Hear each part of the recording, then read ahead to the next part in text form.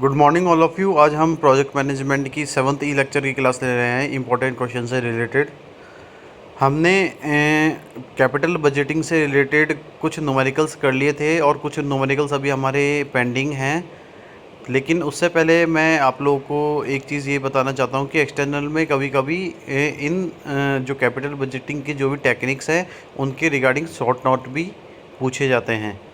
तो जैसे कि आज हमने एक क्वेश्चन डिज़ाइन किया है जो कि रिलेटेड है इन कैपिटल बजटिंग से, जिसके अंदर हमें तीन चीज़ों के बारे में बताना है। तो जो क्वेश्चन है हमारा वो ये है कि right the short note on payback period, ARR, average rate of return और NPV means net present value. तो अब हम इसका आंसर देंगे कि जो पेबैक मेथड है उसको हम पेबैक पीरियड कहते हैं, जिसकी मीनिंग ये होती है कि the payback period of an investment is the length of the time required for the cumulative total net cash flow from the investment to equal the total initial cash outlays or year in which sum of the cash inflows equal to initial investment। Payback period का मतलब ये होता है कि जब हम investment करते हैं किसी एक टाइम पीरियड में तो हमें कुछ कम्युलेटिव नेट कैश इनफ्लो की रिक्वायरमेंट होती है जो कि हमें इन्वेस्टमेंट से मिलती है, जो कि हमारे टोटल इनिशियल कैश आउटफ्लो से के बराबर होती है। और उस ईयर के अकॉर्डिंग हम लोग उसका एक सम निकालते हैं जो कि उसके कैश इनफ्लो के इक्वल होती है, जो कि उसके इनिशियल इन्वेस्टमेंट के बराबर होती है।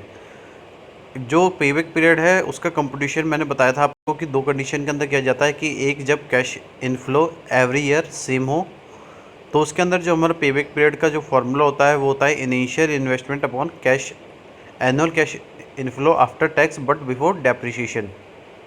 ठीक है। और सेकंड कंडीशन ये होती है जब कैश इनफ्लो हर ईयर डिफरेंट हो, तो हमारा जो पेबैक पीरियड का जो फॉर्मूला होता है वो होता है complete year plus initial investment minus cumulative cash inflow of complete years upon annual cash inflow of present years.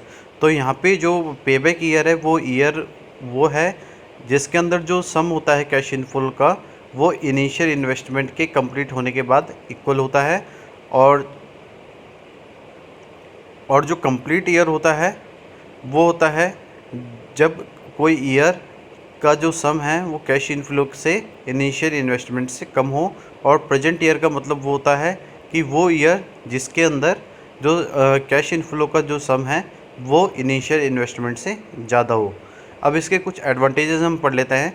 इसका एडवांटेज के अंदर जो पहला पॉइंट वो ये है कि it is easy to compute, ये बहुत ईजिली तरीके से कैलकुलेट किया जा सकता है। It is easy to understand as it provides a quick estimate of time needed for the organisation to recoup the cash invested. ये एक बहुत आसान तरीका है समझने के लिए कि जिसके अंदर हम लोग जो भी हमारे ऑर्गेनाइजेशन के रिगार्डिंग जो भी एस्टिमेशन होता है कॉस्ट के रिगार्डिंग, जो भी कैश हमारे पास इन्वेस्टेड होते हैं उसके रिगार्डिंग इसके अंदर जो टाइम लिमिट होती है या जो हम टाइम निकालते हैं कैलकुलेट करते हैं वो बहुत क्विकली तरीके से या बहुत जल्दी से हम उसको कैलकुलेट कर सकते हैं। नेक्स्ट जो पॉइंट है वो ये है the length of payback period can also serve as the estimates of a project risk we longer the payback period the riskier the project has long-term prediction are less reliable in some industry with high obsolescence risk or in situation where an organization is short on case short back period often become the determining a factor for investment। जो length होती है payback period की उसके सर्व से हम estimate निकालते हैं हम अपने प्रोजेक्ट रिस्क का, जो ज़्यादा लॉन्गर होता है पेबैक पीरियड के अंदर, जिसके अंदर जो रिस्कियर होता है प्रोजेक्ट के लॉन्ग टर्म प्रेडिक्शन को लेके वो लेस रिलायबल होता है। सम इंडस्ट्रीज़ के अंदर जो हाई ऑबलेंस रिस्क होती है और सिचुएशंस होती हैं उसके बिहाफ पे ऑर्गेनाइजेशन शॉर्ट ऑन केस को अडॉप्ट करता है, जिसके अंदर शॉर्ट पेबैक पीरियड्स के होने से कुछ डिटरमाइन फैक्टर्स हम इन्वेस्टमेंट के थ्रू निकालते हैं। अब हम इसके कुछ लिमिटेशंस पढ़ लेते हैं। लिमिटेशंस के अंदर जो पहला पॉइंट है वो यह है it ignores the time value of money as long the payback periods for two projects are the same period technique considers them equal as investment even in the one project generates most of the net cash inflow in the next year of the project, while the other project generates most of its net cash inflow in the latter year of the payback period। हम उन चीज़ों को ignore करते हैं जो कि time value of money के regarding होते हैं, और उसके उस कंडीशन के अंदर हम जो पेबैक पीरियड निकालते हैं जब दो प्रोजेक्ट का जिसके अंदर जो इन्वेस्टमेंट है वो सेम होता है, तो पेबैक पीरियड जो टेक्निक है वो ये कंसीडर करती है कि इन्वेस्टमेंट के इक्वल होने के बाद भी जब एक प्रोजेक्ट को जनरेट किया जाता है तो उसके जो नेट कैश इनफ्लो हैं वो अर्ली ईयर्स के बेस पे जो प्रोजेक्ट के अंदर जो भी प्रोजेक्ट जनरेट हो रहा है जिस प्रोजेक्ट के अंदर नेट कैश इनफ्लो जनरेट हो रहा है वो लेटर मतलब कि बाद के साल के अंदर उसके पेबैक पीरियड को बताता है। सेकंड जो लिमिटेशन है वो ये है कि the second limitation of the this technique is to failure to consider as an investment total profitability। It only consider cash flows from the initials of the project unit its payback period and ignores cash flow after the payback period। जो second limitation ये है कि इस technique की जो investment के regarding जो भी कंसिडरेशन होता है वो इसमें फेलियर होता है, क्योंकि जो टोटल प्रॉफिटेबिलिटी है किसी ऑर्गेनाइजेशन की वो उसके कारण ये बहुत बार ऐसी कंडीशन होती है कि वो कभी कभी उस ऑर्गेनाइजेशन की जो प्रॉफिटेबिलिटी होती है वो फेलियर हो जाती है। तो इसकी कंडीशन इसके कंसिडर्स को लेके हम जो कैश इनफ्लो निकालते हैं जो कि प्रोजेक्ट के इनिशियल यूनिट्स के बेस पे होता है, उसमें हम जो पेबैक पीरियड को जनरेट करते हैं उसके अंदर हम जो कैश फ्लो है उनको इग्नोर करते हैं जब हम पेबैक पीरियड के बाद उसको कैलकुलेट करते हैं। Lastly, use of payback period technique may cause organization to place too much emphasis on short payback periods, thereby ignoring the need to invest in long-term projects that should enhance its competitive position। जब हम payback period का use करते हैं, payback period technique का जब use करते हैं तो उसकी कॉज से हम ऑर्गेनाइजेशन को इस तरीके से प्लेस करते हैं कि जब ऑर्गेनाइजेशन शॉर्ट टाइम पीरियड के लिए पेबैक पीरियड को अडॉप्ट करती है तो वो इस टाइप के इन्वेस्टमेंट की जो नीड्स हैं उनको इग्नोर करती हैं, क्योंकि वो ये चाहते हैं कि वो लॉन्ग टर्म प्रोजेक्ट्स के अंदर अपने पैसों को इन्वेस्ट करें और उससे ज़्यादा से ज़्यादा कैश फ्लो अर्न करें। तो इससे क्या होता है कि जो कम्पिटिटिव पोजीशन होती है वो ऑर्गेनाइजेशन के अंदर इनहेंस की जाती है। नेक्स्ट है हमारा post back profitability method. Post back profitability method का जो फार्मूला होता है वो होता है total cash flow in life minus initial investment और annual cash inflow multiply by life of the project minus payback period और annual cash inflow multiply by post back period. Next है हमारा bail out payback period. In this method, scrap value of an asset for entire life is calculated, income of every year is cumulated, and in the scrap value of the asset of the same year is added. Finally, the year in which added scrap value and cumulative income become equal to the original investment termed as the bailout payback period। इस method के अंदर जो scrap value होती है किसी asset के entire life में जो हम कैलकुलेट करते हैं तो एवरी ईयर की जो इनकम होती है उसके कम्युलेटिव से हम ये स्क्रैप वैल्यू होती है जो एसेट्स की उसको सेम ईयर के अंदर ऐड करते हैं। फाइनली इस ईयर के अंदर जो हम स्क्रैप वैल्यू जो ऐड कर रहे हैं उसके कम्युलेटिव इनकम से वो क्या होता है कि जो ओरिजिनल इन्वेस्टमेंट है वो उसके बराबर हो जाता है, जिसको हम बेल आउट पेबैक पीरियड कहते हैं। दस bell out payback year is a year where sum of cumulative cash inflow and scrap value is equal to the cumulative total। जो बेल आउट पेबैक ईयर है वो ईयर है जिसके अंदर जो सम है कम्युलेटिव कैश इनफ्लो का वो और जो स्क्रैप वैल्यू है वो कम्युलेटिव टोटल के इक्वल होती है। तो इसको हम इस तरीके से कैलकुलेट करते हैं कि जो कम्युलेटिव टोटल है उसके अंदर हम जो कम्युलेटिव कैश इनफ्लो है उसके अंदर हम स्क्रैप वैल्यू को ऐड करते हैं। स्क्रैप वैल्यू क्या होती है, जब एसेट्स किसी ऑर्गेनाइजेशन के अंदर कंटिन्यूस प्रोसेस के अंदर यूज़ की जाती है तो कुछ टाइम के बाद वो जो भी हम मशीन्स या जो भी हम इक्विपमेंट्स उस ऑर्गेनाइजेशन के अंदर काम में लेते हैं तो जब वो कुछ सालों के बाद वो मतलब कि प्रॉपर तरीके से वर्क नहीं कर पाती तो कंपनी क्या करती हैं कि उसको स्क्रैप वैल्यू के अंदर डिफ़ाइन करती हैं, क्योंकि अब वो उस तरीके की प्रोडक्टिविटी नहीं दे रही जब वो हम उसको नई परचेज करके वो मशीन या वो इक्विपमेंट लेके आए थे। तो अब वो कंपनी के लिए क्या होता है, एक वेस्ट प्रोडक्ट बन जाता है, तो वो उस कंपनी का स्क्रैप वैल्यू होता है। नेक्स्ट क्या है हमारा, payback reciprocal. It is the reciprocal of payback period. Payback reciprocal को निकालने के लिए हमें 1/, पेबैक पीरियड करना होता है, और annual cash flow after tax but before debt को हम डिवाइडेड कर देते हैं इनिशियल इन्वेस्टमेंट से। सेकंड है हमारा ARR। ARR को हम accounting book rate of return भी कहते हैं, और इसका दूसरा नाम हम एवरेज रेट ऑफ रिटर्न भी कहते हैं। The accounting rate of return of investment measures the average annual net income of the project incremental income as a percentage of the investment. जो अकाउंटिंग रेट ऑफ रिटर्न है वो एक तरीके का investment major है, जिसके अंदर हम जो एवरेज होता है एनुअल नेट इनकम का किसी प्रोजेक्ट का, उस इंक्रीमेंटल इनकम का, उसका हम एक इन्वेस्टमेंट के बेसिस पे हम परसेंटेज निकालते हैं। जो हम ARR का जो कंपटीशन करते हैं उसको भी हम दो कंडीशन के अंदर करते हैं। एक कंडीशन क्या होती है, जब कैश इनफ्लो हमारे पास सेम ईयर एक जैसा आ रहा हो, तब जो ARR का जो फॉर्मूला होता है वो ये होता है, annual cash flow after depreciation and tax upon average investment into 100। और जब कैश इनफ्लो हर साल डिफरेंट आ रहा होता है तो उसका फॉर्मूला ये होता है कि average annual cash flow after depreciation and tax upon average investment into 100। यहाँ पे मैंने एक नोट दिया है कि in absence of any information basis assume average investment as basis, but when information for basis of ARR is initial investment gives, then initial investment will be the used in the place of average investment। अगर ऊपर के फॉर्मूलों में किसी भी तरीके की कोई information की एब्सेंस है तो एवरेज इन्वेस्टमेंट के बेसिस पे हम लोग क्या करते हैं कि जो इन्फॉर्मेशन ARR के अंदर हमें जो एवरेज इन्वेस्टमेंट की जो रिक्वायरमेंट होती है, उस अगर वो हमें क्वेश्चन के अंदर एवरेज इन्वेस्टमेंट नहीं दे रखी है या हम उसको कैलकुलेट नहीं कर पा रहे, तो हम इनिशियल इन्वेस्टमेंट को एवरेज इन्वेस्टमेंट के प्लेस पे यूज़ कर सकते हैं। अब इसके हम कुछ एडवांटेजेस पढ़ लेते हैं। The technique use readily available data that is routinely generated for financial reports and does not require any special procedure for generate data।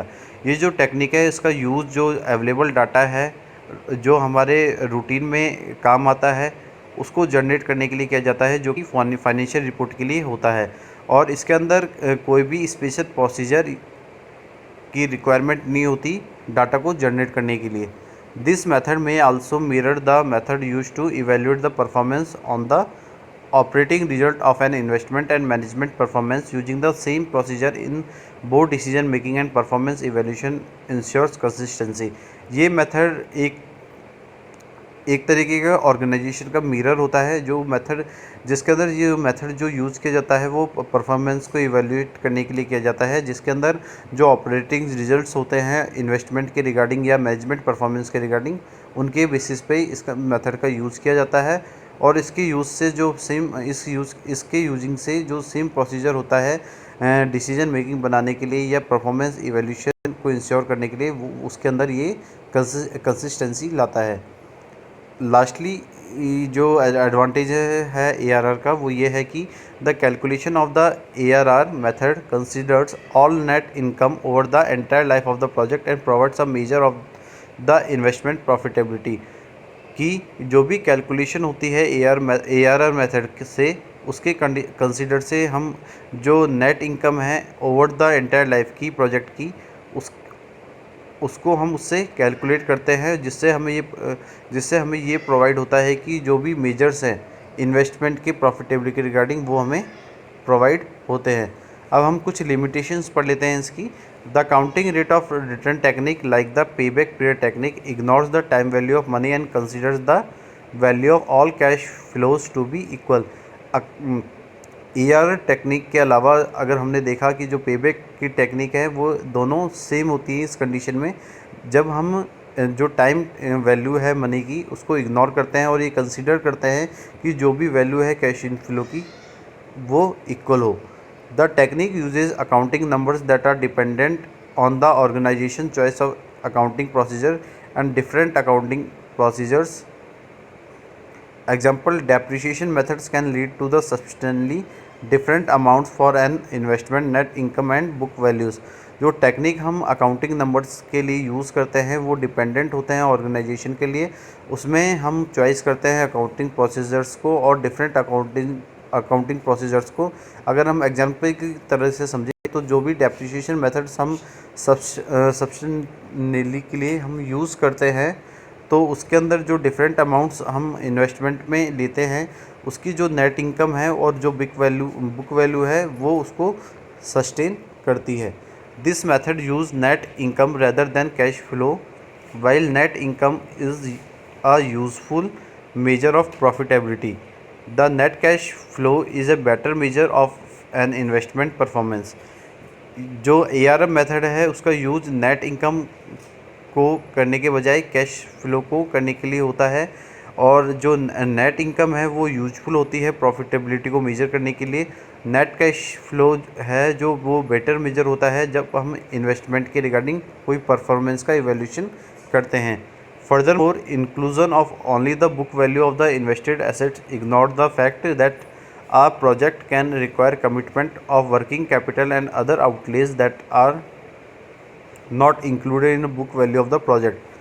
अगर हम बात करें बुक वैल्यू की जो कि हम इन्वेस्टेड एसेट्स के बिहाफ पे करते हैं उनको हमें इग्नोर करना होता है, उन फैक्ट्स को इग्नोर करना होता है क्योंकि प्रोजेक्ट की जो रिक्वायरमेंट होती है वर्किंग कैपिटल के कमिटमेंट को लेकर उसको और उसके अदर जो भी आउटलेज होते हैं उसको हमें इंक्लूडेड नहीं किया जाता बुक वैल्यू के अंदर क्योंकि उसके बिहाफ पे जो वर्किंग कैपिटल की जो भी रिक्वायरमेंट होती है या जो भी कमिटमेंट होती है वो बुक वैल्यू से पॉसिबल नहीं होती किसी भी प्रोजेक्ट के अंदर।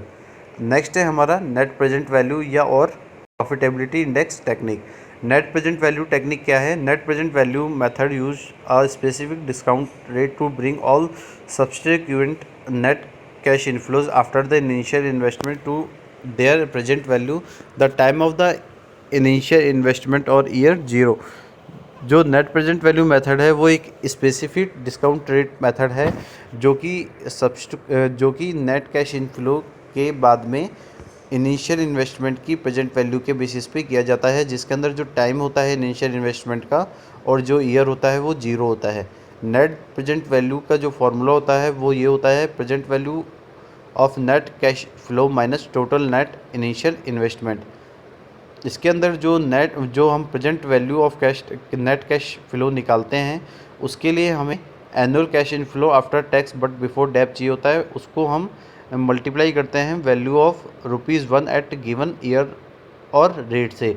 तो मैंने आपको बताया था कि जब हम PV फैक्टर निकालते हैं तो उसके अंदर हम 1/1 प्लस R की पावर N से उसकी PV फैक्टर निकालते हैं जिसे हर ईयर की जो PV फैक्टर है उसकी डिस्काउंटिंग रेट से हम उसको कैलकुलेट कर सकते हैं और उसको हम जो हमारा कैश इनफ्लो होता है उससे हम मल्टीप्लाई करके हम टोटल जो प्रेजेंट वैल्यू है नेट कैश इनफ्लो की उनको कैलकुलेट करते हैं। और तो उसके बाद जो हम नेट प्रेजेंट वैल्यू जो निकालते हैं उसमें हम नेट प्रेजेंट वैल्यू जो नेट कैश इनफ्लो की जो हमने टोटल किया था मल्टीप्लाई करने के बाद PV फैक्टर से उसके बाद हम उसको इनिशियल इन्वेस्टमेंट से निकालते हैं तो हमारे पास कैलकुलेट होके नेट प्रेजेंट वैल्यू आती है। क्या क्या स्टेप्स हमें फॉलो करने होते हैं जब हम नेट प्रेजेंट वैल्यू कैलकुलेट करते हैं? सबसे पहले हम डिटरमाइन करते हैं नेट कैश इनफ्लो को हर ईयर में जो कि इन्वेस्टमेंट के टाइम पे किया गया था। हम सेलेक्ट करते हैं कि डिजायर्ड रेट ऑफ रिटर्न को। थर्ड, हम डिस्काउंट फैक्टर को फाइंड करते हैं हर ईच ईयर बेस पे और जो कि बेस्ड होता है डिजायर रेट ऑफ रिटर्न जो कि हमने सेलेक्ट किया है। जैसे हमने क्वेश्चन में देखा था कि जब हमने क्वेश्चन किया था तब हमने 10% डिस्काउंट रेट लिया था और 10% डिस्काउंट रेट के बेसिस पे हमने कुछ PV फैक्टर्स निकाले थे तो उसके बेसिस पे हमने एक डिजायर्ड रेट ऑफ रिटर्न हमने सेलेक्ट किया था। Determine the present value of the net cash flow by multiplying the cash flow by the discounting factors. मैंने आपको भी बताया कि हमें जब प्रेजेंट वैल्यू को डिटरमाइन करना होता है नेट कैश इनफ्लो का तो हमें उसके कैश इनफ्लो को डिस्काउंटिंग फैक्टर से मल्टीप्लाई करना होता है। Total the amount for all years in the life of the project.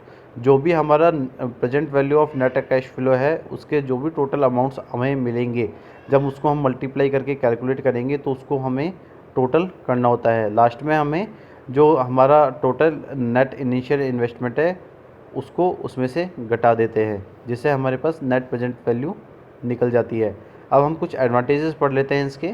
NPV method takes into account the time value of money. जो एनपीवी मेथड है वो टाइम वैल्यू ऑफ मनी के account को intake करता है। उसमें जो टाइम वैल्यू है वो बहुत ज़्यादा कंसीडर होती है। The whole stream of cash inflow is considered. जो भी स्ट्रीम है कैश इनफ्लो की रिगार्डिंग इन्वेस्टमेंट के, तो वो सब चीज़ उसके अंदर नेट प्रेजेंट वैल्यू के अंदर कंसिडर्ड की जाती है। The net present value can be seen as the addition to the wealth of the shareholders. The criterion of NPV is thus in the conformity with the basic financial objective. Net present value के अंदर जो हम addition करते हैं share holders के wealth को लेके, तो उसके अंदर जो भी क्राइटेरिया है एनपीवी के अंदर उसकी कन्फर्मेंटी के लिए हम अपने जो फाइनेंशियल ऑब्जेक्टिव के जो बेसिस है उनको अचीव करने के लिए करते हैं। The NPV uses the discounted cash flows expresses cash flow in terms of current rupees. The NPV of different projects therefore can be compared. It implies that each project can be evaluated independent on others on its own merit. जो भी NPV हम use करते हैं discounted cash flow के अंदर, उससे हम ये एक्सप्रेस करते हैं कि जो भी कैश फ्लो हम ले रहे हैं उनको हमें करंट रुपीज़ के बिहाफ पे लेना होता है। एनपीवी जो हम कैलकुलेट करते हैं डिफरेंट प्रोजेक्ट्स के अंदर उसको हम कंपेयर करते हैं, जिससे ये इम्प्लाई होता है कि हर प्रोजेक्ट के अंदर जो भी हमने इवैल्यूएशन किया है इंडिपेंडेंटली वो हमारे प्रोजेक्ट के लिए एक मेरिट है। अब इसके लिमिटेशंस हम पढ़ लेते हैं। इट इन्वॉल्व्स डिफ़िकल्ट कैलकुलेशन, कि जब भी हम एनपीवी की कैलकुलेशन करते हैं तो वो बाकी के मेथड्स से बहुत ज़्यादा डिफ़िकल्ट होता है कैलकुलेट करने के लिए। The application of this method necessitates forecasting cash flows and the discount rate. Thus, accuracy of NPV depends on accurate estimation of these two factors, which may be quite difficult in practice. कि जो भी application इस methods के अंदर necessary है उसकी forecasting के लिए जो कैश फ्लो है और जो डिस्काउंटिंग रेट्स है उनके बेसिस पे हम इसको कैलकुलेट करते हैं। जो भी एक्यूरेसी आती है एनपीवी की वो डिपेंड करती है उसके एक्यूरेट एस्टिमेशन पे, उसके फैक्टर्स पे, जो कि बहुत क्वाइट डिफ़िकल्ट होती है प्रैक्टिस करने के लिए।